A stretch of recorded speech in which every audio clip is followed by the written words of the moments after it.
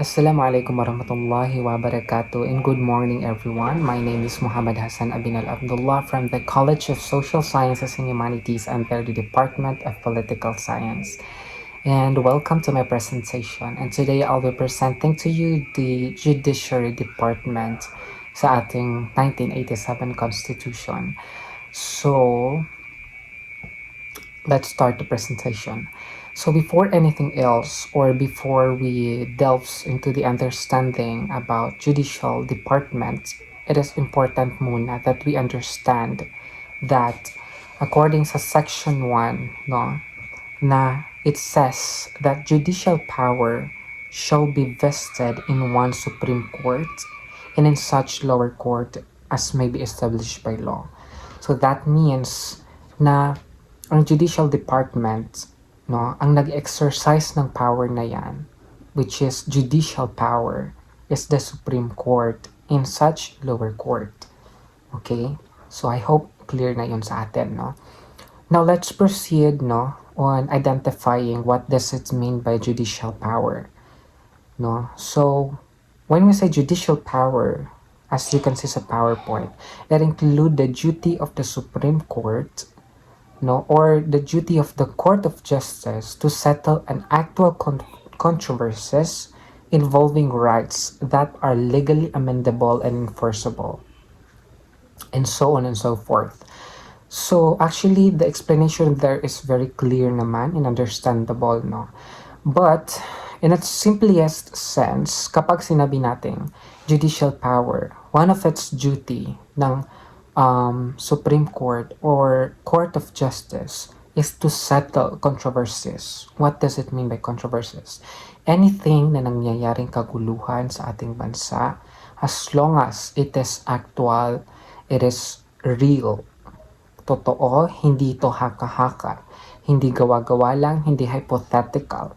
As long as it really happened in real life, totoo ito, at it's either na-violate yung rights mo, and anything as long as it is controversy, and responsibility po ng ating Court of Justice to settle that problem.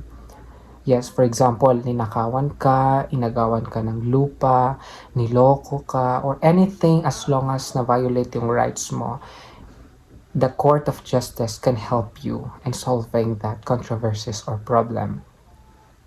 Now, another responsibility of the court is to check the government, no? To check the government officials or lahat ng nagtatrabaho sa government. Chine-check yan ng Judiciary Department kung yung mga trabaho nila, yung mga actions na ginagawa nila is aligned sa kanilang obligation or responsibility. Kung ang mga actions nila is aligned ba ito sa ating constitution at sa ating law. Okay? So yan. Another definition there is that judicial power is the power to apply the law to contest or dispute concerning legally recognized right or duties between the state and the person, and private person. Now, to explain that, ladies and gentlemen, no, i-generalize na lang natin. Let's give you an example. For example, ninakawan ka. The first thing that you are going to do is to file a case. Sabihin mo, what happened? Gather your evidence, present it to the court, and the court will help you. Now, paano ka tutulungan ng court? No, hindi po pwede kasi na kung ano yung decision ng judges, for example, okay, ikukulong natin yan. Hindi yun basta-basta mafa-follow. Ang gagawin ng court to settle that problem is to reflect on the laws and to our constitution. Titignan ng ating law, titignan ng ating constitution. May na-violate ba? If yes, then ihahatol ang kaparusahan. Ihahatol ang consequences. So dahil nagnakaw siya, ninakawan kanya, titignan ng batas, titignan ng constitution, and kung ano man yung sinabi ng law natin, ng constitution natin, ng kaparusahan or consequence, then we applied it. Okay? So that is judicial power, applying the law. Okay? So let's proceed judicial power vested in one Supreme Court and in lower court. So sana nga, naintindihan na natin no, kung ano yung tinatawag na judicial power. So we can proceed into judicial power vested in one Supreme Court and in lower court. Now, ladies and gentlemen, no, when we say judicial power vested in one Supreme Court, no, and in lower court, no, just like what I said nga, no, that the Supreme Court, siya yung nag-exercise ng power, ng judicial power. I mean, ng judicial department. Di ba, tatlo ang ating body of government. We have the executive, the legislative, and also this judiciary. And now, sa executive, ang nag-exercise ng power niyan is ang president. Ang legislative ay ang Congress, no? And then, ang judiciary department, ang nag-exercise niyan is ang Supreme Court, ang Korte Suprema. That is why sinabi that judicial power is vested in one Supreme Court. Okay? One Supreme Court. Now, judicial power, no? Makikita niyo sa PowerPoint. Under the Constitution is vested in one Supreme Court and in such lower court as may be established by law. The judiciary composed of the court is one of the three main divisions of power in government. Okay. So yun na nga, tulad ng sinabi ko, no, that under the Constitution, judicial power is belong to the Supreme Court and any lower court created by law, no? Vested and belong. Belong ang Supreme Court, ang judicial power. Vested siya sa Supreme Court kasi again, ang Supreme Court ang nag-exercise ng power ng judicial department. Okay? And also, tulad ng sinabi ko, that the judiciary is one of the three main branches of government alongside executive and legislative. Okay? So as the highest court in the country, which is the Supreme Court, all lower court must follow the decision of the Supreme Court. Kasi its ruling sets the standard for how law is applied across the entire judicial system. So sana na-gets natin yon. Okay? Now let's move on into the classifications of court. So under the provision, only the Supreme Court is constitutional court in the sense of being a creation of the Constitution, and all other court, including the Sandigan Bayan, are statutory court in that they are creation of law. Now, let's explain that. The court are classified into two types, diba? Which is the Supreme Court is the only constitutional court because it is directly created by the Constitution itself. No? Kasi nga, just like what I said, no? Na ang power ng judicial departments is vested in the Supreme Court. That is why direct siya. No, that is why sinabi na nag-iisang Supreme Court natin kasi no, constitutional. Ito ay nag-iisang court na constitutional. Hindi ito ginawa using the law but the Constitution itself. Okay? Now all other court, no, lahat ng ibang court aside from the Supreme Court, no, including the Sandigan Bayan, are statutory court. Bakit siya statutory court? Kasi they are established by law or ginawa sila using the law, or it is created to comply a particular law, for example, no. So the Constitution refers to all of this non-Supreme Court as lower court, simply meaning that they are below the Supreme Court in the judicial hierarchy. So that's actually very simple to understand, no? That Supreme Court is nag-iisa lang siya because it is created by the Constitution itself. And the other court, just like the mga lower court, the Sandigan Bayan, the Court of Tax Appeal, and lahat ng court na yan, are statutory court in a sense that they are created by law. Okay? So let's proceed to creation and abolitions of court by Congress. Kung makikita mo sa PowerPoint, no, in the exercise of its legislative power, Congress may abolish any or all lower court and replace them with other courts subject to the limitation that the reorganization should not undermine security of tenure. So let's explain that, no, ladies and gentlemen. Alam natin that the Congress, no, mayroon silang power. What is that power? It is the power of legislative. No, legislative. What is that power again? Congress has the legislative power, diba? To abolish or replace lower court. As long as the reorganization doesn't violate judges' security of tenure. So guys, we have to understand, no, na it cannot abolish or create an extra Supreme Court, no? Although yes, they have the power of the legislative, pero they do not have the power to abolish the Supreme Court nor create another Supreme Court. Kasi again, ang Supreme Court, nag-iisa po yan. It is only one and it is created by the Constitution. Another one, hindi din nila po pwede na i-abolish ang ating Sandigan Bayan. Which is Sandigan Bayan is a form of court kasi it is created by law. Or ginawa ang Sandigan Bayan using a law.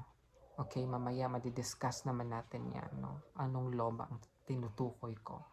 But as long as it's clear to us na the Congress cannot abolish this one Supreme Court and also Sandigan Bayan. Okay?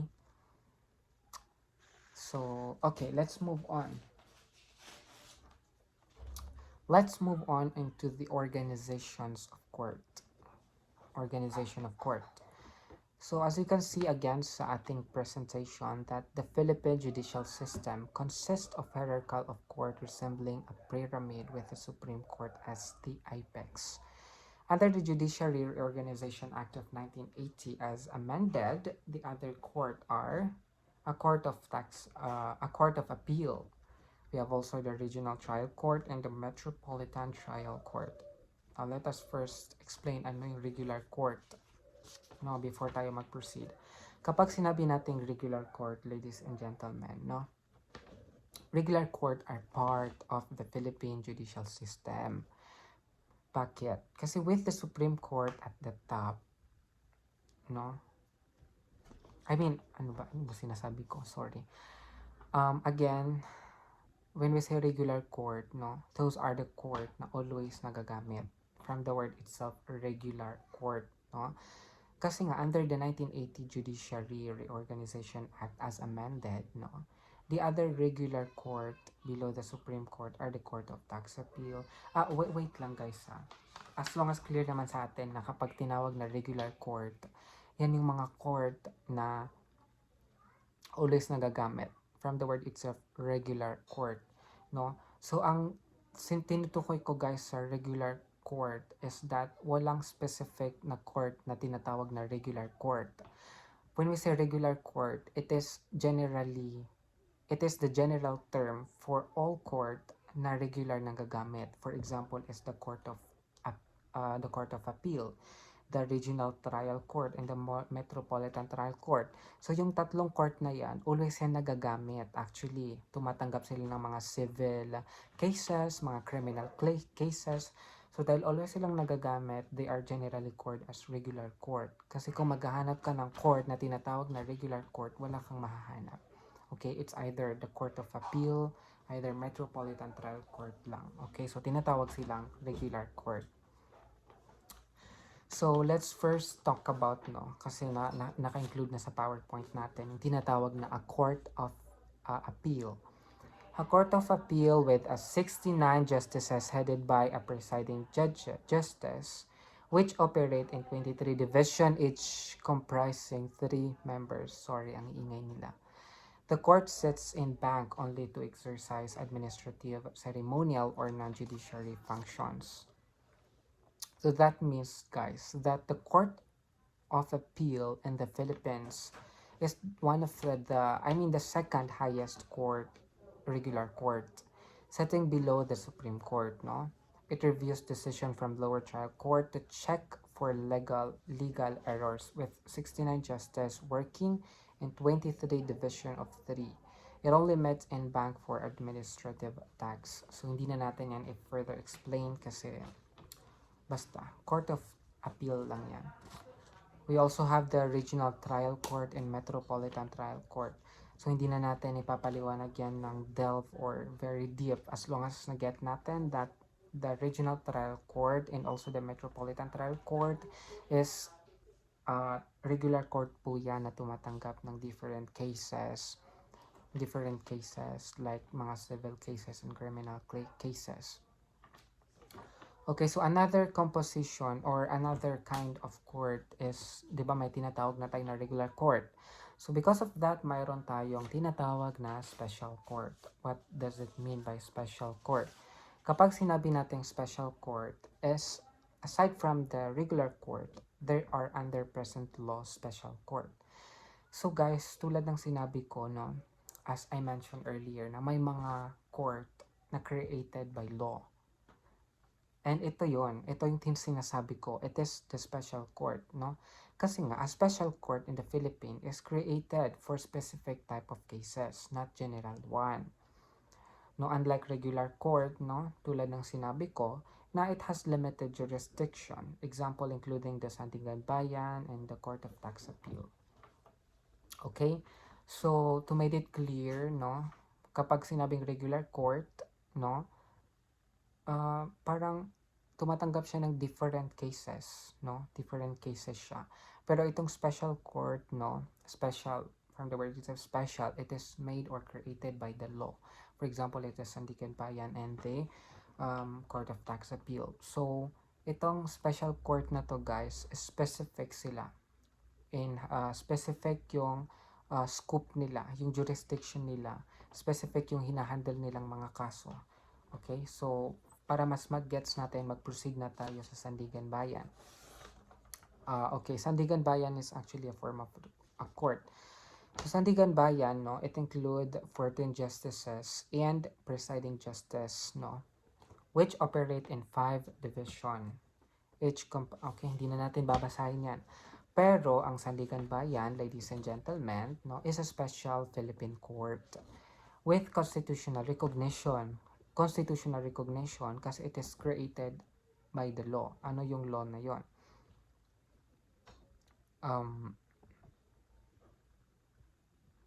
Where's that law? So, it has exclusive jurisdiction over graft, corruptions, and other crimes committed by government officials. So, in short guys, no, to explain to you, ang kapag sinabi natin na Sandigan Bayan, no, it handle all the cases, for example, corruption, and any kind of cases na nangyayari sa ating government, mga government officials and public workers. So anything na concerning sa mga government officials natin or mga public workers natin na any form of corruption or violation, ang nag-handle niyan, ladies and gentlemen, is ang ating Sandigan Bayan kasi yan yung responsibility nila. Another one is we have the Court of Tax Appeal. Court of Tax Appeal was created under the Republic Act number 1125, no? As amended by Republic Act number 9282. So, kayo na magbasa niyan. Pero to explain that is, the Court of Tax Appeal is special court handling only tax-related cases. So, it's very clear, no? Handling only tax-related cases. It reviewed decision from the Bureau of Internal Revenue and Bureau of Custom, resolving dispute over tax assessment, refund, and other tax administration matters.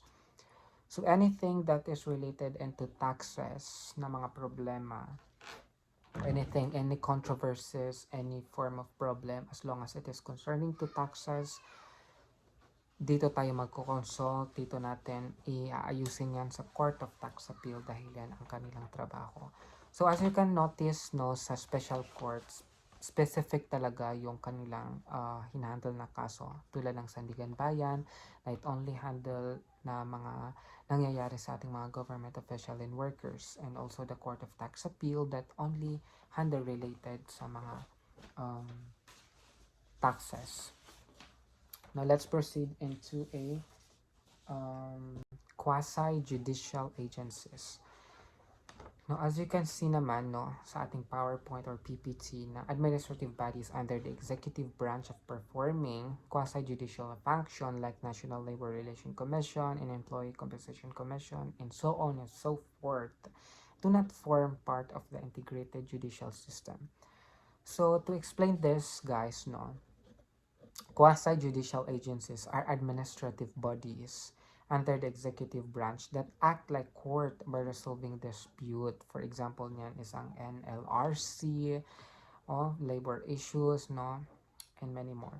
So guys, to give you an example for that, may mga agency kasi dito sa ating sa Pilipinas na although magkapareho yung trabaho nila in resolving different controversies, pero hindi sila consider as part of the judicial system. Okay? Kasi to give you an example ha. For example sa mga kumpanya. Sa kumpanya may manager. Ang manager, ang trabaho niya is to settle controversies, mga problema, hindi ba? Now, ang manager, siya yung judicial system. Okay? And as we all know then, na every company, may mga, for example, help center. Let's say, may help center ang kumpanya. So, ang help center, ang trabaho din nila is tumulong sa mga pag-aayos ng mga controversies or anything na problema sa kumpanya. So, as you can see, na although sa help center, same sila ng trabaho sa manager, pero hindi sila manager. 'Di ba? So, ganun lang kasimple yun, no? Na may mga agencies talaga tayo sa Pilipinas na although ang responsibilities nila is same sa responsibility or trabaho ng ating judicial system, pero hindi sila consider as part of the system or are part of the judicial system, okay? Now, let's start with, let's move on to the importance of the judiciary. I think this is one of the important part na kailangan nating mag-gets, no? Kasi we have to understand, no, gaano nga ba, bakit, ang importance of the judiciary system. The court perform a crucial function in society, no? As everyone knows that, no? Wait lang. Okay, so number one, no, confidence in the certain and even administration of justice. So what does it mean? This means that people need to trust, no, that justice is applied consistently. The same way for everyone, no? And reliable also. Kailangan reliable, predictable outcome based on law, no? And not arbitrary or based on favoritism. Kasi, alam nyo guys, no, to discuss that further, no, it is very important talaga na one of the greatest responsibility of the judiciary department is maipakita sa mga tao that our law is working, that our law is applied, that our law is reliable. No? Kasi kapag nakikita ng mga tao that our law, yung mga batas natin is all working and are reliable, then it builds public faith in the legal system and the rule of law, no? So, isipin mo, for example, nakita mo na, ay, effective ang law. So, hindi ako pwede magnakaw kasi makukulong ako. 'Di ba? So, that's it. Number two is preservation of government. What does it mean, no? So, from the word itself, preservation. When you say preservation, no, the judiciary preserve government by acting as check on the other two branches, which is the executive and the legislative, and ensure their action follow the constitution. So by that, no, we are preventing abuse of power and resolve a conflict between them. So by that, no, we are help keeping the government structure balanced and functional. So just like what I said, no, ladies and gentlemen, na ang judiciary department is nagsaserve siya as check. Chine-check niya ang other body of government, ang executive and legislative, kung ginagawa ba nila yung trabaho nila, kung align ba ito sa law and constitution. So, para ma-ensure natin na it's all working. No? Kasi kapag walang nag-check sa kanila, ang tendency, i-abuso nila yung power. So, yun. So, it's important na chine-check natin sila in order to preserve the government. Pangit-pangit ko na, sorry. So let's move on to respect for law and order. So it's very obvious, no? Respect for law and order. So this means that the judiciary help people, no? It helps people respect laws and maintain order. Maintain order by fairly enforcing them. When people kasi, no? When people see that lawbreakers are held accountable and justice is served, they are more likely to follow the rules themselves, keeping society stable and peaceful. So just like what I said na for example, may law na nagpapunish sa mga magnanakaw. So kapag yung mga magnanakaw, nakita nila that that law is not effective, hindi ito nagagamit, hindi na-apply, ang tendency, magnanakaw at magnanakaw sila. Kasi walang magbabantay sa kanila, walang naglilimit sa kanila. Pero if alam nila that the law is working, applied, and is reliable, ang tendency, they will respect the law. They will follow na, okay, hindi ako magnanakaw kasi makukulong ako. So that's the point. Now let's proceed to the independence of the judiciary. Okay, so independence of the judiciary. So just like what I said, no, that the judiciary department is independent. Independent siya in a sense na yung power na meron ang judiciary, siya lang yung nagko-control niyan, no? Hindi yan kinokontrol ng legislative or ng executive, no? It is controlled. Yung power na yan, ang nag-exercise niyan, ay talagang ang judiciary department lang. That's why independent. And that independence is actually very important also, no? Now let's discuss this one. No, as you can see sa PPT natin, that main constitutional provisions safeguarding judicial independence, no? Hindi na natin babasahin. Pero to explain that, no, judicial independence, no, is the freedom of court to perform their duties without meddling from executive or legislative branches. A critical foundation for a government of law, and not men, only an independent judiciary can guarantee impartial justice. So the Constitution include multiple safeguards to protect this autonomy, no? Ensuring judges can decide cases based solely on law and not external pressure.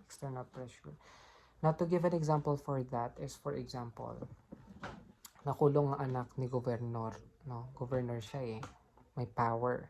Nakulong yung anak niya, nasa korte sila kasi pumatay yung anak niya.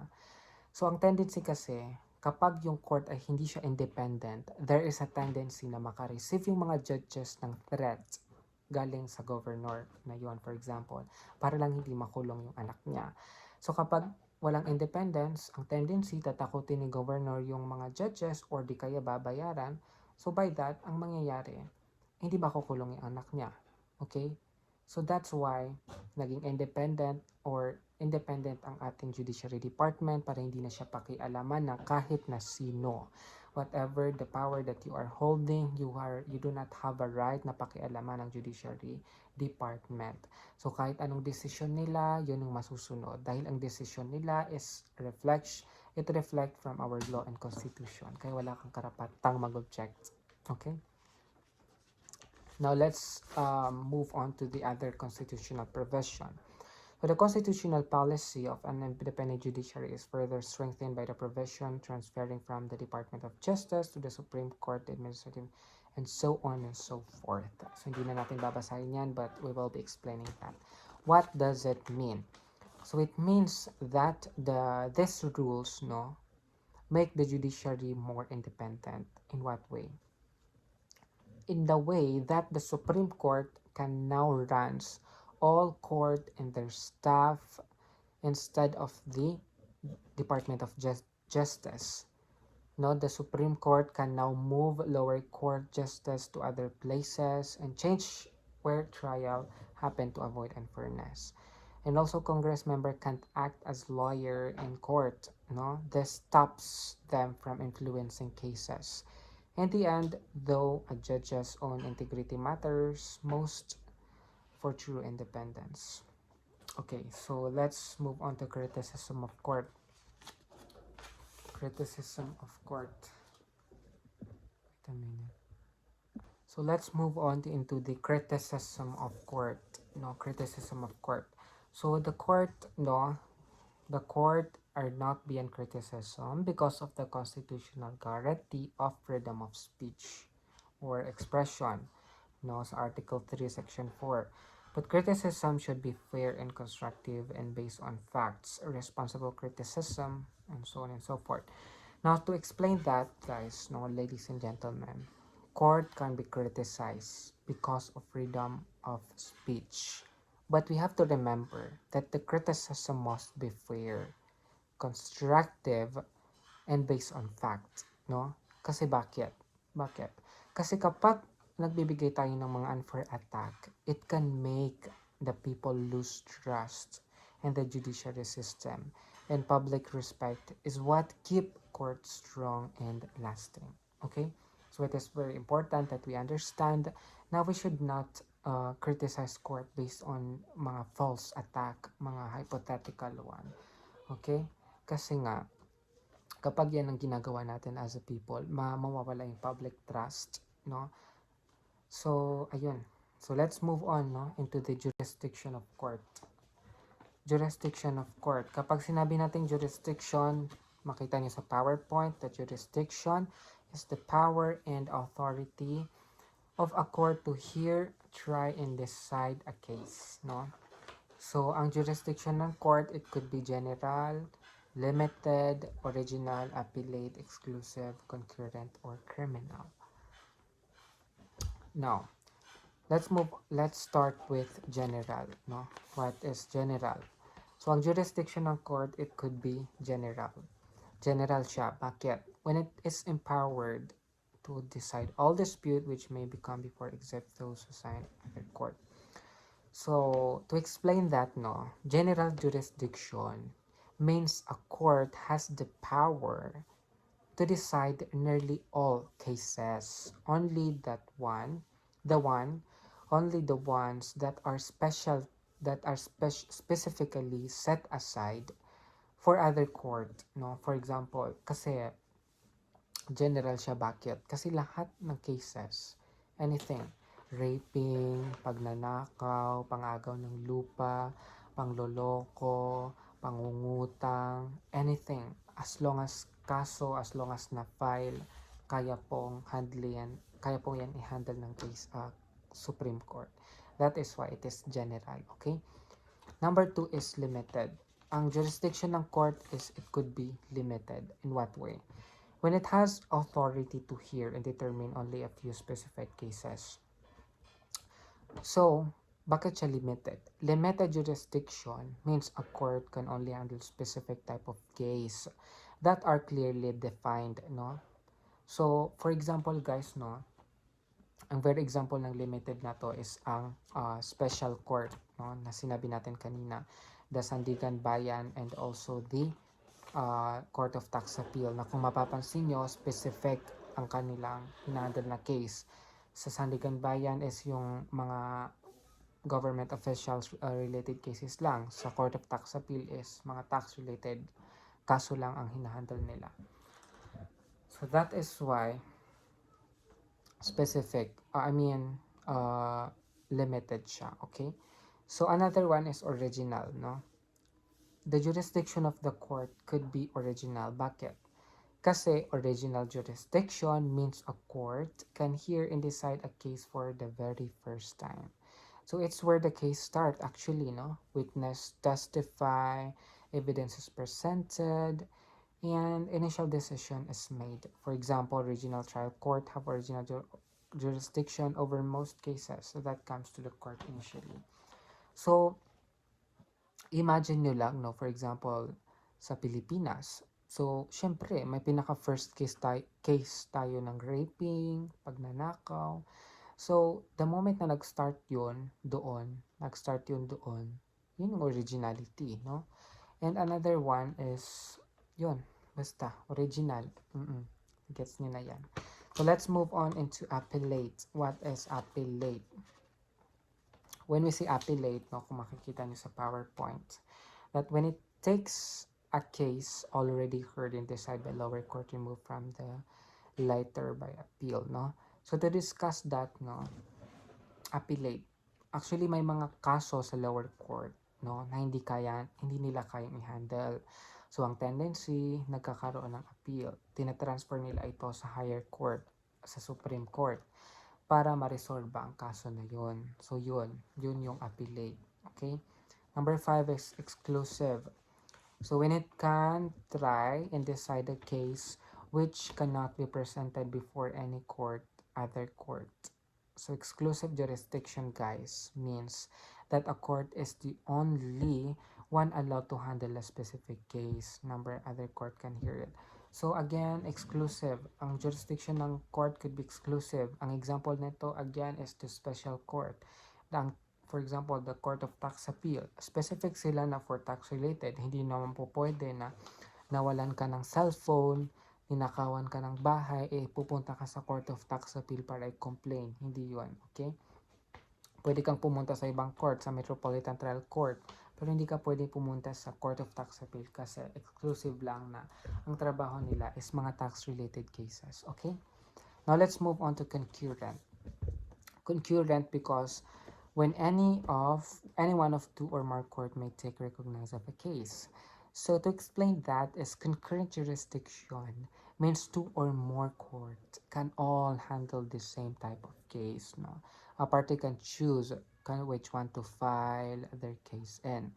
For example, is sa Metropolitan Trial Court and sa Court of Tax Appeal. So, pwedeng mag-handle sila ng the same cases. For example, nag-file ako sa Court of Appeal. So, ang kaso ko is inagawan ako ng lupa. So, ikaw naman, as my friend, nag-file ka ng same case na inagawan ka din ng lupa, pero nag-file ka sa Metropolitan Trial Court. So, although same tayo ng cases, pero different court, so that is why yun yung minimin na sa concurrent, no? Although it can handle the same cases kahit magkaiba ang court na pinuntahan niyo. Okay, let's move on to criminal.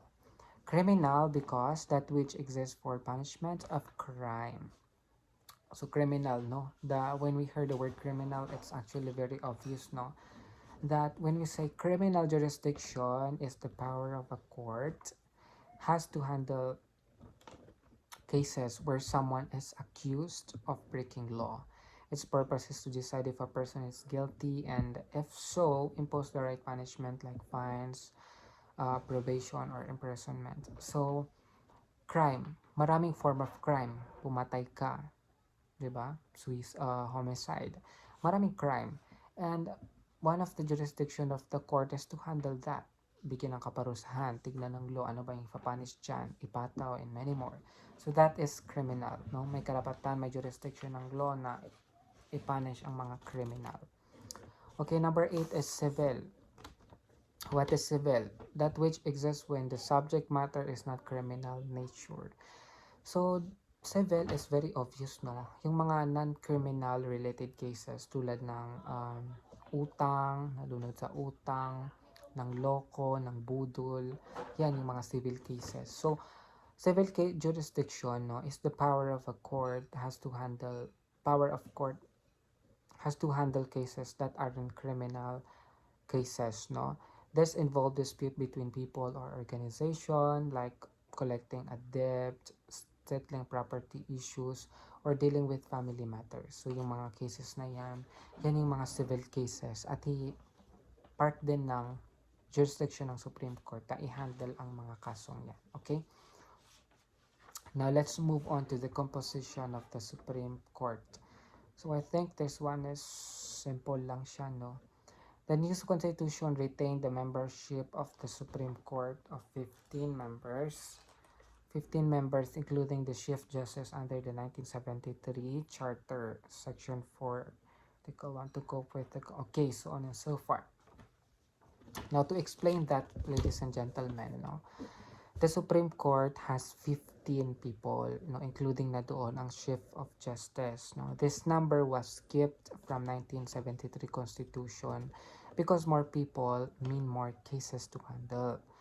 So the Constitution says that any empty spot must be filled within 90 days. But in the past, no, sa past natin, this rule wasn't always followed. Bakit? Empty seats often stayed the way for a long time. Because of this, no, ang court almost never had 15 justices working at the same time to deal with cases coming in. So sana clear yun sa atin. Now let's proceed into sitting procedure. No, sitting procedures. So the Supreme Court may sit here cases in bank, no, as one body, or in division of 3, 5. It's either 5, 7, etc. So actually, guys, no, the Supreme Court can hear cases either in bank or in one body, like the 15 members together as one group, or either a small division, no, 30, and or either nasa 3 groups, 5 or 7 members. So the court decide which way to sit, no? With 15 justices total, possible division are 5 groups or 3 groups of 5, and many more. So this division size show how important the case is, no? And sitting in division help the court handle more cases faster. A division's decision is the same as the Supreme Court on decision. So, ang tatandaan nyo lang dyan, no, that's it. Ang Supreme Court, no, pwede silang mag-handle ng cases is either lahat sila na 15 members as one body, or either di-divide nila yung mga sarili nila into 3, 5, or 7. So, kapag kasi dinivide nila yung yung setting procedure nila into 3, 5, or 7, yun yung one of the way nila to handle the case na mas mabilis, no, kaysa as in bank or as a body lang. So, yun lang, setting procedure. I hope clear na yun, no? Kasi pagod na ako, guys. Sorry. Now, let's move on to these cases to be heard or decide in bank and both required. So, they are all cases involving constitutionality or treaty, international executive agreement, or law statute. So, okay, kayo na magbasa niyan, no? Kayo na magbasa niyan. But to explain that, no? Any case about whether a treaty man yan, international executive agreement man yan, or law that follow constitution must be heard by the full Supreme Court, no? All 15 members called in bank or as one body. At least 8 justices need to be present, quorum, no? In quorum form, to hold the hearing.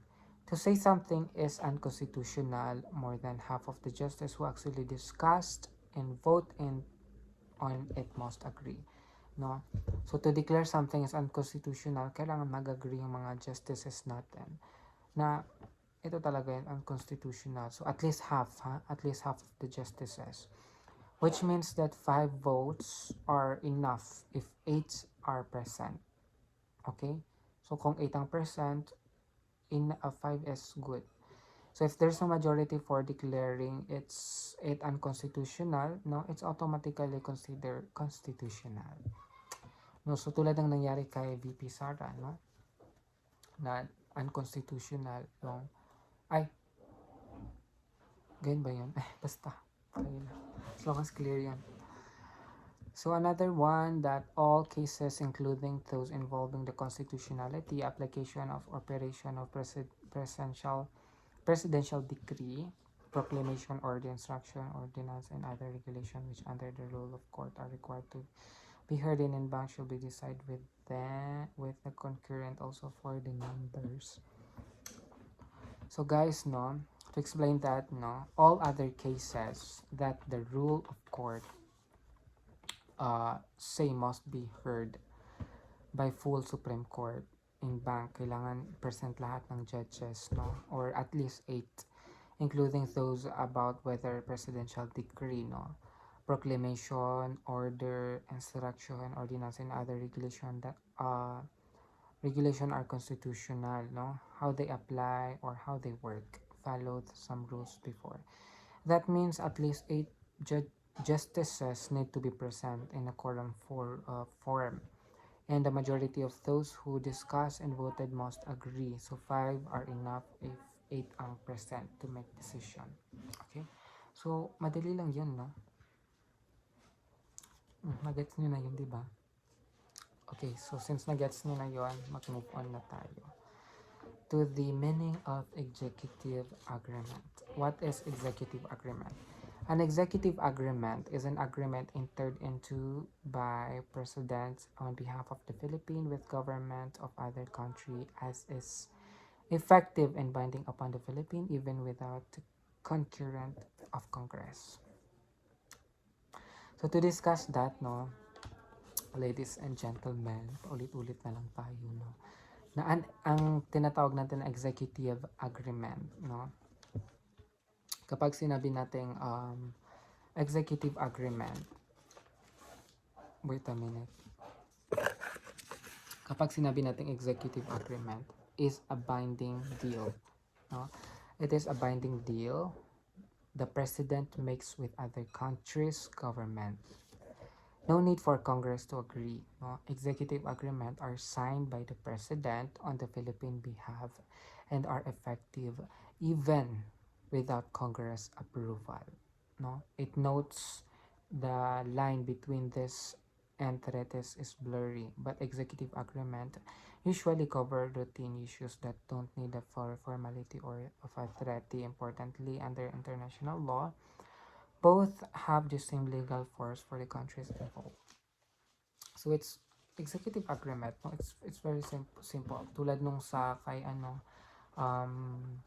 kay Duterte, 'di ba? Marami siyang executive agreement sa ibang bansa talaga.